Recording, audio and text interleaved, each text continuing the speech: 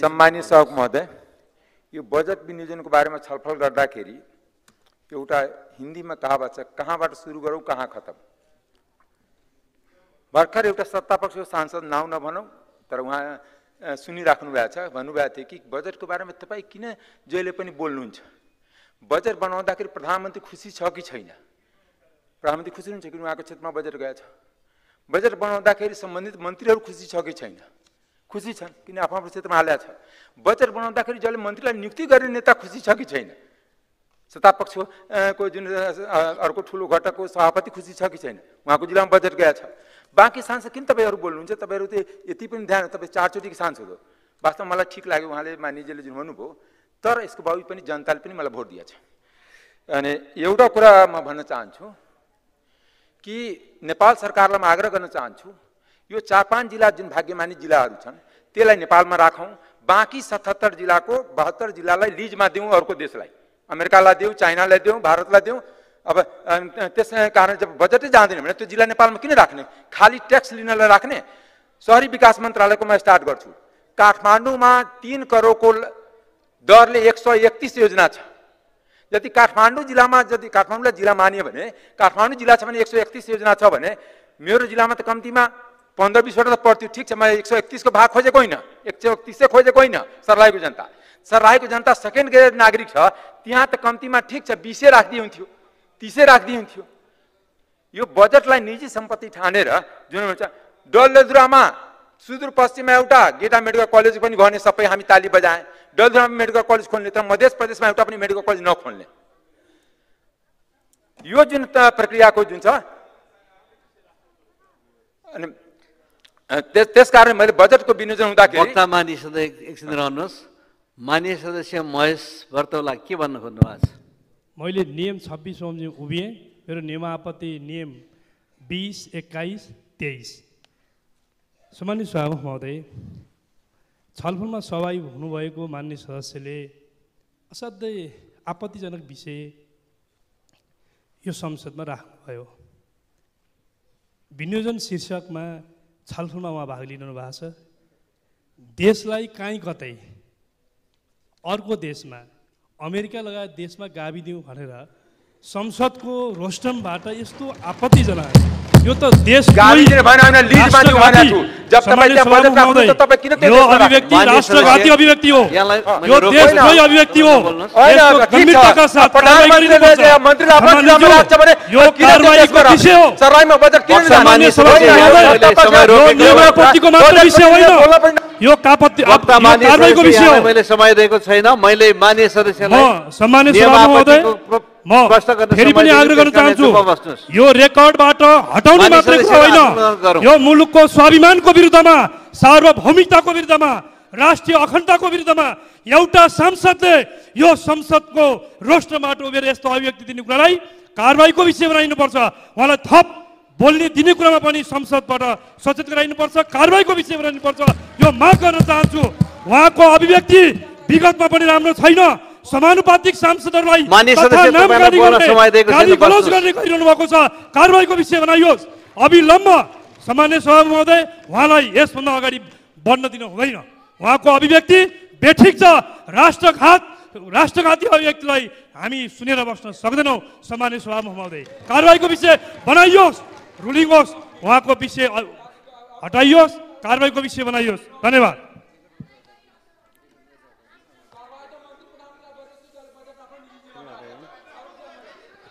माननीय सदस्यहरू आसन गरौँ। वक्ता माननीय सदस्यले आशय जे भए पनि 5 वटा जिल्ला बाहेक अरू जिल्लालाई नाम लिएरै अरू मुलुकहरूलाई दिए हुन्छ भनेर बोल्नु भएको छ। त्यसैले माननीय सदस्यहरू, त्यसैले उहाँले अरू मुलुकको नाम लिएर नेपालको भूमि दिए हुन्छ भनेर बोलेको कुरालाई संसदमा यो असंसदीय भाषा प्रयोग भयो, राष्ट्रमाथि प्रश्न खडा हुने खालको भाषा प्रयोग भयो भन्ने कुरा ध्यानमा राखिकन यसलाई रेकर्डबाट हटाउने मैले निर्देशन गर्दछु। र वक्ता मान्य सदस्य बाँकी विषय आफ्नो अगाडि बढाउन सक्नुहुन्छ। यहाँलाई दिएको समय 7 मिनेट छ। सभामुखले पार्टीको दलीय हिसाबले यदि निर्देशन दिनु छ त्यो निर्देशन हामी मान्न तयार छैन किनभने सभामुखले निर्देशन दिनु परेको सबै जिल्लामा बजेट किन गएन त्यो निर्देशन दिन आउँदैन सभामुखलाई एमाले जे भने त्यही निर्देशन छ भने सभामुख संसदको एमालेको होइन हो त एउटा कुरा के भने बजेट पनि नजाने बोल्न पनि नपाउने हामी पनि जनताबाट आएको हो अनि राजपाललाई पहिले जस्तै होइन बजेट किन गएन त्यो मलाई कारण देखाउनु पर्ने बजेट देशमा तपाईको दायामाले आएको होइन तपाईँ जसले आएछ तपाईँ त्यही प्रक्रियाबाट म पनि आएको हो अनि तपाईँले दायामाले यहाँको तपाईँले उठाइदिएकै होइन देशप्रति गद्दार तपाईँ हो देशप्रति गद्दार जसले देशको विकास 20 वर्षमा देशलाई गरी बनाइदियो युवाहरूलाई बाहिर पठाइदियो युवाहरूलाई विदेश पठाइदिने देशलाई भ्रष्टाचारमा डुबाइदिने र देशको गद्दार हामी हुने एउटा कुरा के भने यो गर्न हुँदैन यो सत्तापछि जे बजेट लाग्यो भने त्यसलाई हामी मान्दैन जनताप्रति न्याय हुनुपर्छ देशको सम्पूर्ण विकास हुनुपर्छ 4-5 जिल्लामा सबै बजेट थुपार्ने र बोल्न पनि नपाउने वक्ता मान्य सदस्य हजुर यहाँलाई म सचेत गराउँछु कि हजुर निर्धारित विषयमा अघि भएको रुलिङलाई समेत ध्यानमा राख्दै आफ्नो अभिव्यक्ति दिन सक्नुहुन्छ यहाँहरू सचेत भएर अगाडि बढ्नुहोस् सभामुखजी स्वतन्त्र सांसद साँडे जहिले पनि मलाई रुलिङ मात्र गर्ने होइन सबैलाई रुलिङ गर्नुपर्छ सबै संसद बराबर हो यहाँ कोही ठुलो होइन कोही सानो होइन किनकि बारम्बार देख्छु कि हामीलाई मात्रै रुलिङ गर्ने स्वतन्त्र सांसदलाई मात्रै रुलिङ गर्ने कि एउटा राष्ट्रपाललाई दुख दिइराख्ने किनकि सानो दल छ एउटा स्वतन्त्र सांसद चाहिँ त्यसलाई बोल्न नदिने त्यसलाई रुलिङ दिने र सरकारको बजेट आफू जम्मै कुम्लाउने त्यसलाई ताली बजाउने त्यस कारणले यो अन्याय हामी सहँदैन हामी नयाँ सांसद होइन अन्याय सहनको लागि जनताले हामीलाई भेजा छैन अन्याय विरुद्ध लड्नको लागि भेजा छ चाहे त्यो आर्थिक असमानता होस् चाहे जातीय असमानता होस् चाहे लैङ्गिक असमानता होस् त्यसको लागि बोल्न यहाँ आएको छु होइन हामी त गुच्चा खेल्न आएको हो एउटा कुरा के भने मान्य सदस्य तपाईँ निर्धारित विषयमा बोल्नुहुन्न भने तपाईँ दाइ छाडेर तल जानुहोस् निर्धारित विषय नबोलेपछि तपाईँ दाइ छाडेर तल जानुहोस् यहाँ निर्धारित विषयमा बोल्नुपर्छ नियम तपाईँ तल जान सक्नुहुन्छ ठिक छ तपाईँले मलाई बोल्न दिनु म यहीँ रहन्छु 7 मिनट मेरो टाइम छ म यहीँ रहन्छु किनकि हाम्रो अधिकार संसदमा विनियोजन विधेयकमा हामी राखेका थियौँ त्यतिकै न्याय भएछ 5 मिनट खर्च कटौती बेलालाई पाउने 3 मिनट सम्मानित सांसद पाउने 8 मिनटलाई 7 मिनट गरिदियो त्यो पनि हामी चुपचाप सही राख्नुपर्ने काल व्यवस्थामा नराख्ने त्यो पनि सही राख्नुपर्ने सुनवाई समितिमा नराख्ने त्यो पनि सही सबै जाति सहनको लागि हामी जन्म्या होइन एउटा कुरा के हो हामी हिजोको दिनमा पनि अन्याय अत्याचार भएको थियो राजा त्यसको पनि लागि लडेर आएको हो कसैले हामीलाई टीका लगाएर आइदिएको होइन त्यसै कारणले जनताको कुरा जनताको आवाज यहाँ बोल्छु त्यति क्लियर हो त्यसै कारणले 10-10 लाख जनसङ्ख्या छ त्यहाँ खेलकुदको बजेट एउटा पनि नपर्ने जहाँ 2 लाख जनसङ्ख्या छ त्यहाँ 5वटा 10वटा जना पर्ने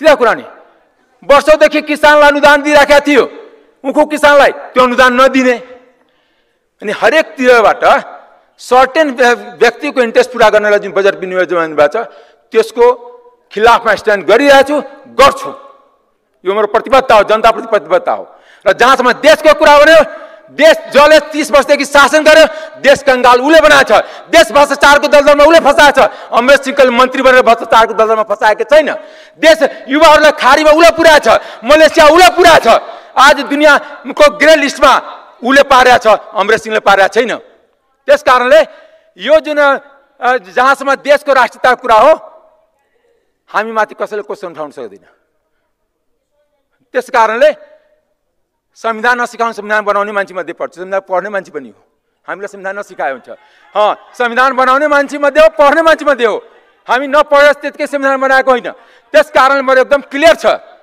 कि सभा सञ्चालन दोष र गुणको आधारमा हुनुपर्छ